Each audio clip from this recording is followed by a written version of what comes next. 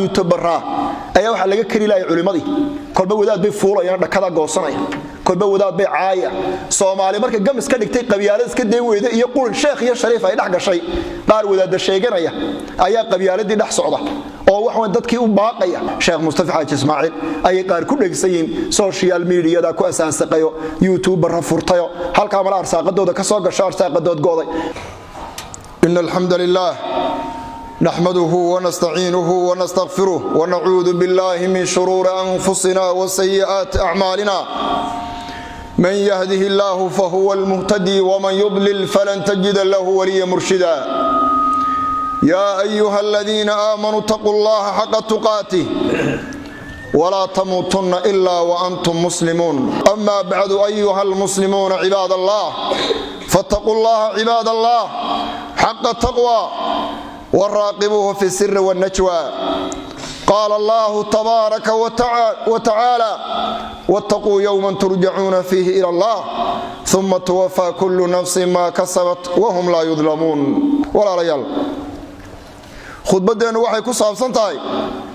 dunuubta laga galo culimada iyo in la caayo culimada ayay walaalayaal khudbadeenu ku saabsan tahay dunuubta ugu waaweyn ee dadku galaan waxa kamid ah dadka ahlu cilmiga in la caayo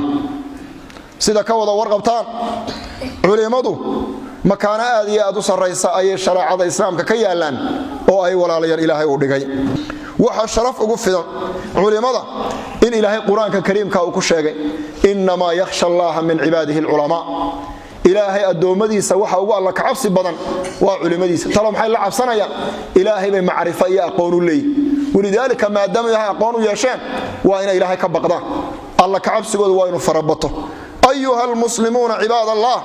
ولا ليال إلهي وحوري هل يستوي الذين يعلمون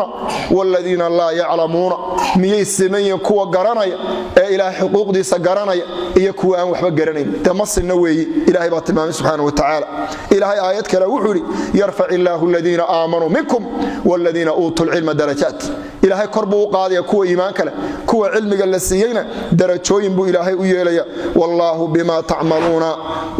بما تعملون خبير إلهنا وحا سمين إنسان حقوق البوية أبو موسى الأشعري ولا ليال وحا لغا وري إلى الله كهذا إنه النبي صلى الله عليه وسلم النبي وحوري إن من إجلال الله إلهي وينيدي سواحا كميدا لوينيو إكرام دي شيبة المسلم رفع الرلة إن عرد لوينيو مسلم دينتا كل الرئيستي وأضياشا أركسان إذا وحر فردية وضع الرئيستي أب إيا إستي الإسلام بيهاية ما أنت هديت كنا كل جاب بيادر ماشا كقادنا احترام ميسان رسولك وحوري عرق قفل مدحيسا عرق كتا الله oo in la weyneeyo la karaameeyo ama biyaha loo soo dhaamiyo ama hal la ilaaliyo hal la ixtiraamo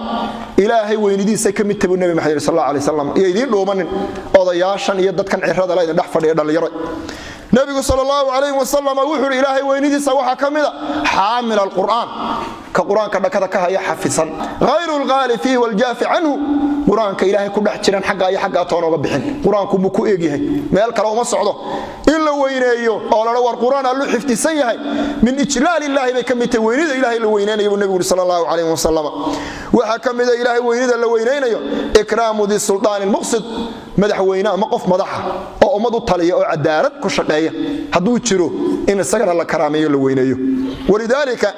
waxaan ka waranta hadaba qofka marka weyn ee muslim kaamad maadaama la yiri cirrada lagu weyneeyo ka waran qof caalima oo culimo ah oo cirradana ku taala ka war maanta qaar youtuberra ayaa waxa laga kari laayay culimadii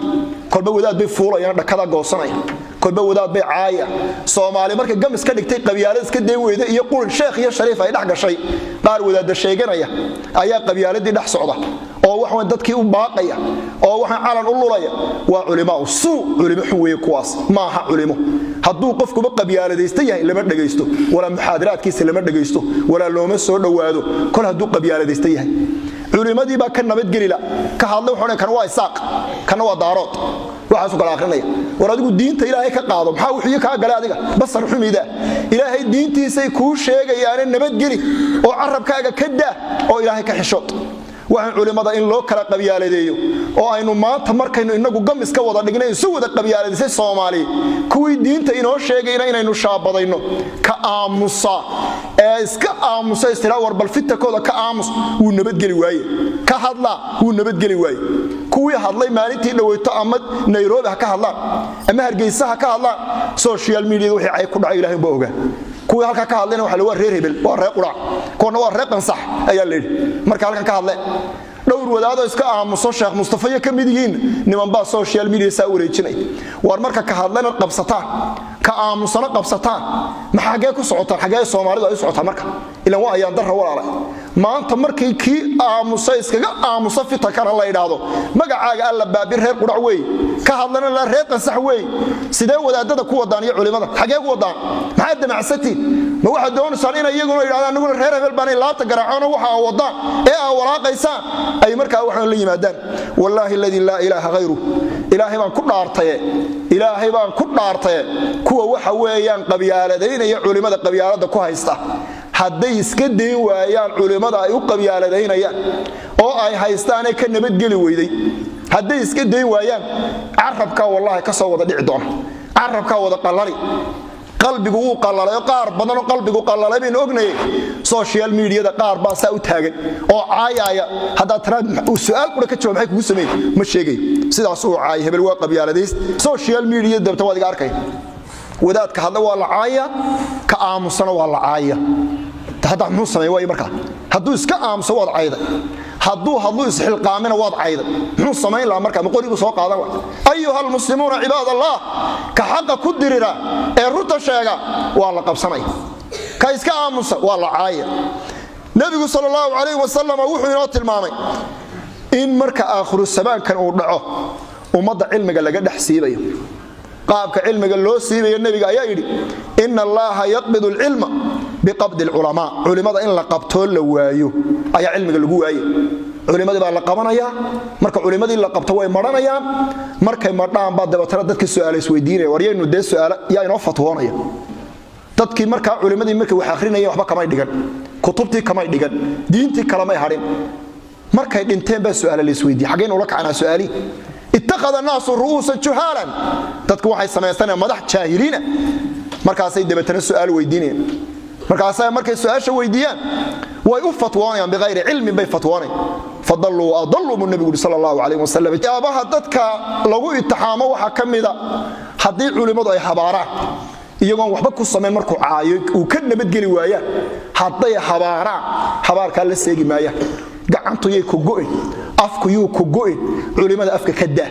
waxba kugumay sameeyna qabyaalada ka daa culimada oo caayida ka daa oo ka Nairobi ka iska hadlaya iyo ka xamar ka soo hadlaya iyo ka Hargeysa ka hadla diinta ay sheegayaan qaado qabyaalada iska daa halka walaal ilaahay laga baqdo way kuwa culimo ku sheega ah ee dadka waxa dhax socdana iyagana ilaahay ha ka baqdaan oo ha iska daayaan dhalinyaraduna ilaahay ha ka baqdaan saas aawadeed faqih talkii kama janna galo qaar badan baa maanta noqday qofku inuu dadka iska nabadgeliyo fiican khaasatan inuu si gaar ah culimada iskaga nabadgeliyo waxyaabo aad ka loola yaabo waxa ka mid ah kuwa social media ku arkayseen bariyaha Sheekh Mustafa Xaaji Ismaaciil ay qaar ku dhageysan social media ku asaasaqayo YouTube rafurtayo halka mala arsaaqadooda ka soo gasho arsaaqadood gooday ayuun baa halka culimadii wareejinayo halka mala arsaaqaday ku daydayaano hadda muu hadal oo juuq muu oran mar muxaadir bir oo galaa lagu dhajinaya walidaalka in la iska nabadgeliyo oo culimada la nabadgeliyo iyagoo xaq u geysan ayaa fiican ilaahayna waxaan weydiisanaa aakhiriya dubin xafido Allahumma salli ala Muhammad wa ala ali Muhammad